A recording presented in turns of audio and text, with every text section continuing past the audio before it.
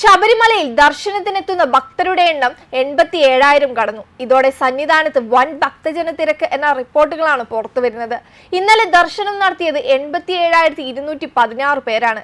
Spot ബുക്കിംഗിലൂടെ 11,834 പേരാണ് ദർശനം നടത്തിയത്. 603 ഭക്തർ പുല്ലുമേട് വഴിയും ദർശനത്തിലെത്തി. മണ്ഡല മഹോത്സവത്തിനായി നട തുറന്ന് ഒരാഴ്ച പിന്നിടുമ്പോൾ ദർശനം നടത്തിയത് 5,38,313 പേരാണ്. ഇന്നും ദർശനത്തിനായി തീർത്ഥാടകരുടെ നീണ്ട തിര തന്നെ ഉണ്ടായിരുന്നു. അതേസമയം തീർത്ഥാടനം തുടങ്ങിയ ശേഷം സന്നിധാനത്ത് നിന്ന് ഇതുവരെ വനംവകുപ്പ് പിടികൂടിയത് 33 പാമ്പുകളെയാണ്. ഇവയെ എല്ലാം ഉൾവനത്തിൽ വിട്ടു. 5 അണലികളും 14 കാട്ടുപാമ്പുകളും ഇതിൽ ഉൾപ്പെടുന്നുണ്ട്. തീർത്ഥാടന കാലം സുരക്ഷിതമാക്കുന്നതിന് വനംവകുപ്പ് വിപുലമായ ക്രമീകരണങ്ങൾ ഒരുക്കിയിട്ടുണ്ടെന്ന് സന്നിധാനത്തെ വനംവകുപ്പ് സ്പെഷ്യൽ ഓഫീസർ ടി ലിതേഷ് പറഞ്ഞിരുന്നു. ഇന്നലെ 18-ാം പടിക്ക് സമീപം ഭീതി പരത്തിയ പാമ്പിനെ വനംവകുപ്പ് ഉദ്യോഗസ്ഥർ എത്തി പിടികൂടുകയായിരുന്നു. 18-ാം പടിക്ക് താഴെ മഹാകാണിക്ക ഭാഗത്തു നിന്നും അപ്പം അരവണ കൗണ്ടറുകളിലേക്ക് പോകുന്നതിനിടെയാണ് അടിപ്പാതയുടെ പടിക്കെട്ടിന്റെ തുടക്കഭാഗത്തെ കൈവരിയിലാണ് പാമ്പിനെ കണ്ടത്.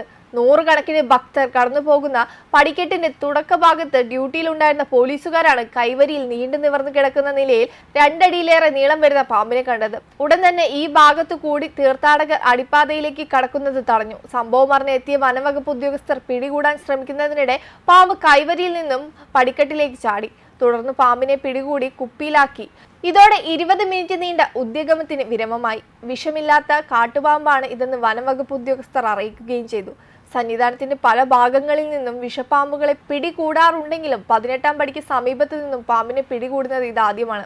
കൂടാതെ ശബരിമലയിലെ റോപ്പ് വേ പദ്ധതിക്ക് തറക്കല്ലിടാൻ 24 മാസം കൊണ്ട് നിർമ്മാണം പൂർത്തിയാക്കുമെന്നും കരാർ കമ്പനി അറിയിച്ചിട്ടുണ്ട്. പദ്ധതിയുടെ ഭാഗമായി ഏറ്റെടുക്കുന്ന വനഭൂമിക്ക് പകരം റവന്യൂ ഭൂമി വിട്ടു നൽകിയ ഉത്തരവ് വനംവകുപ്പിന് കൈമാറിയിരുന്നു. കേന്ദ്ര പരിസ്ഥിതി മന്ത്രാലയത്തിന്റെ അനുമതി കൂടി ലഭിച്ചാൽ ശബരിമലയിൽ റോപ്പ് വേ നിർമ്മാണം തുടങ്ങാനാകും. പരിസ്ഥിതിക്ക് കോട്ടം തട്ടാത്ത വിധത്തിലുള്ള നിർമ്മാണമാണ് ഉദ്ദേശിക്കുന്നത്. റോപ്പ് വേക്ക് ആവശ്യമായ ടവറുകളുടെ ഉറപ്പിക്കലിന് മാത്രമാണ് നിർമ്മാണ പ്രവർത്തനം വേണ്ടിവരിക.